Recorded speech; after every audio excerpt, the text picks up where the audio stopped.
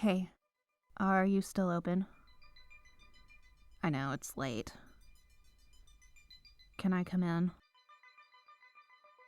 You have a really nice shop here. It's very homey. A lot bigger than your old one.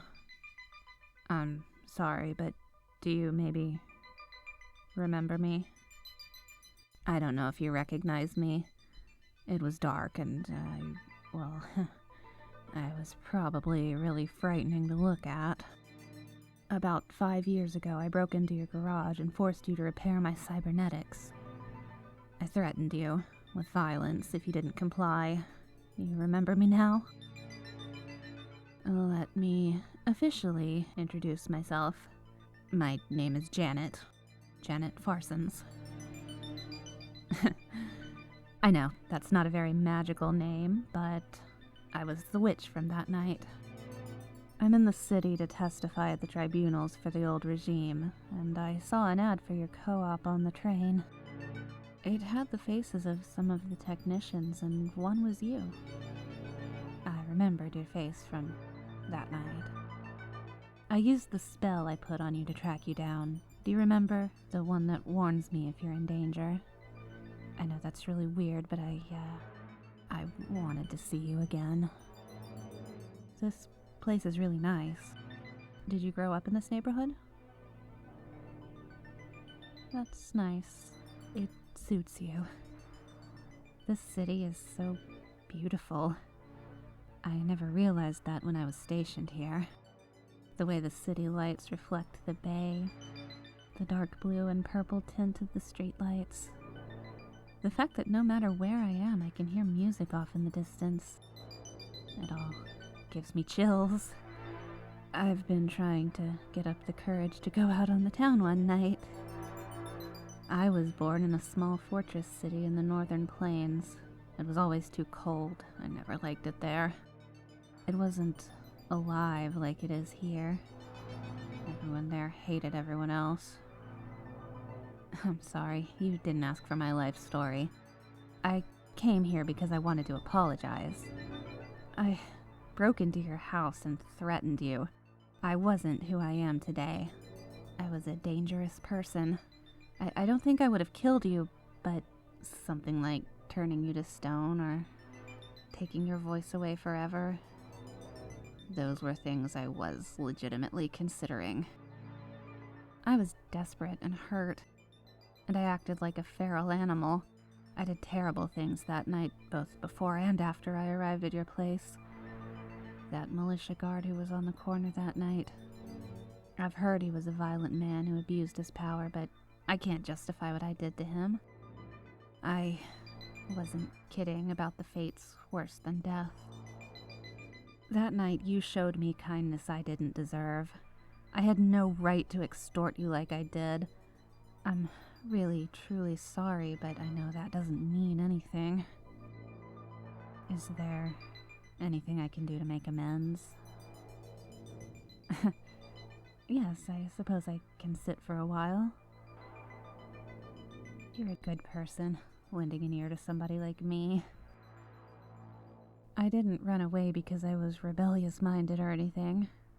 For the most part, I was a model soldier. It was just... Well, it was just that. I got attached to a unit of conscripts who were very young. They were basically children. The officer told them I'd keep them safe, but I couldn't. We got wiped out. I only survived by pure luck. Then a few days later, they took me and attached me to another unit. They were even younger. I was going to be leading literal children to their deaths. They gave the same speech about how I'd keep them safe, but it was obviously a death run mission. I couldn't take it. I snapped right there. I killed the officers on the spot. Then I fought my way out of the base like some kind of animal. The curse of Palace activated, but, well, being a Gorgon just made my job easier. I tore through the place like a storm.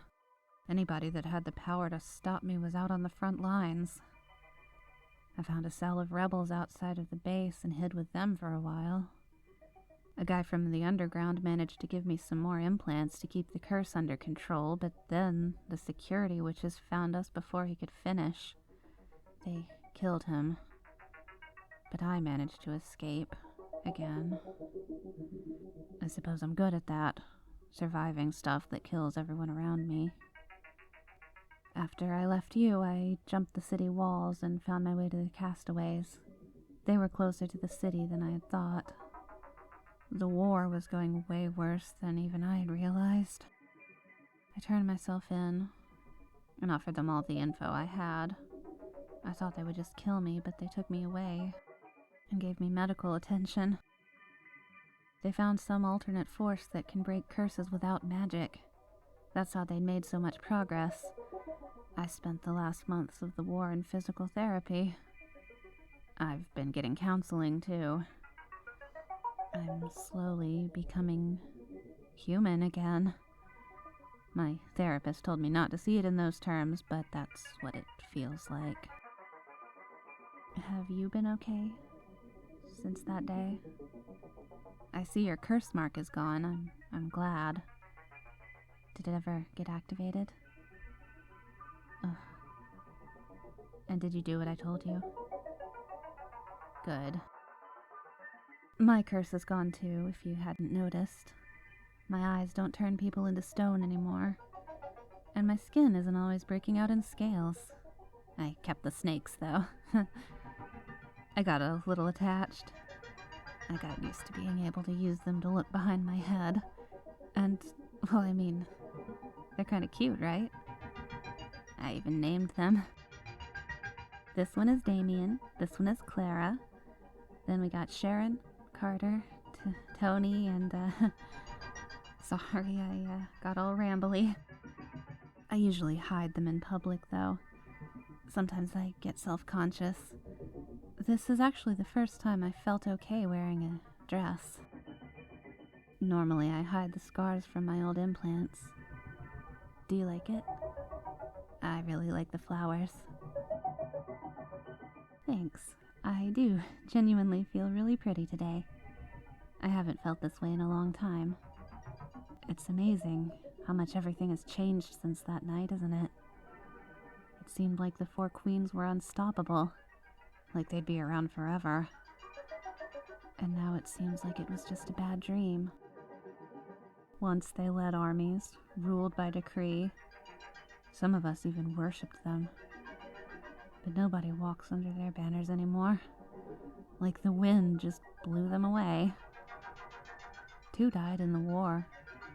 1 committed suicide to avoid capture. And the last one is on trial. Your old boss, the Queen of Cups. I'm a witness at the trial.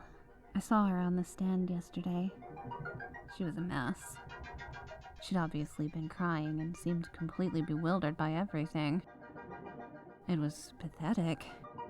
I can't believe we lived in such fear of somebody like that. She gave a whole spiel about her time in the old days, what led her to develop that lust for power. A real sob story. But I saw her for real. She's just empty. A shell of a person burned out by a lust for power. It chills me. I always thought there'd be some big, epic confrontation, you know? They talk about dystopias, but they never mention what comes after. What kind of world do we make now? Can we avoid the mistakes of the past? I suppose that's out of my hands. Hand, I suppose. I was wondering, do you have any cybernetic arms for sale? They confiscated mine after the hostilities ended. I want something simple and industrial, nothing fancy. Do you perhaps have anything on hand? I promise I'll pay this time. That's a pretty good selection. Let's try that one.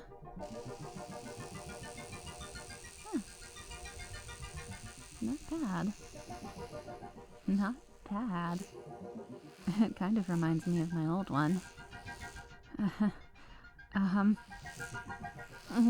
Take it off. Okay, please take it off. No, I'm so sorry. I guess I wasn't ready. Having the arm back took me back to a place I didn't want to go. I'm sorry. I should leave. I'm probably bringing you someplace bad too.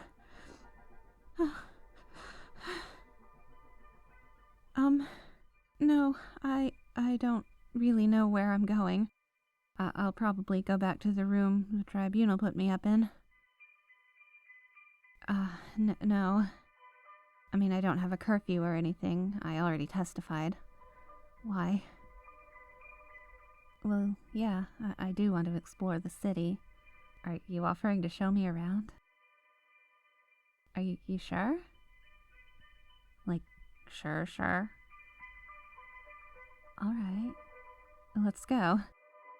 Let me remove that tracking spell first, though. Let me touch your face. You want to keep it? Why? It wouldn't make me feel safe, personally. But if it makes you feel okay, then who am I to judge? Come here, let me recharge it. Can you take me somewhere really tranquil? Someplace that has a good view? Someplace where I can just have a moment of perfect peace?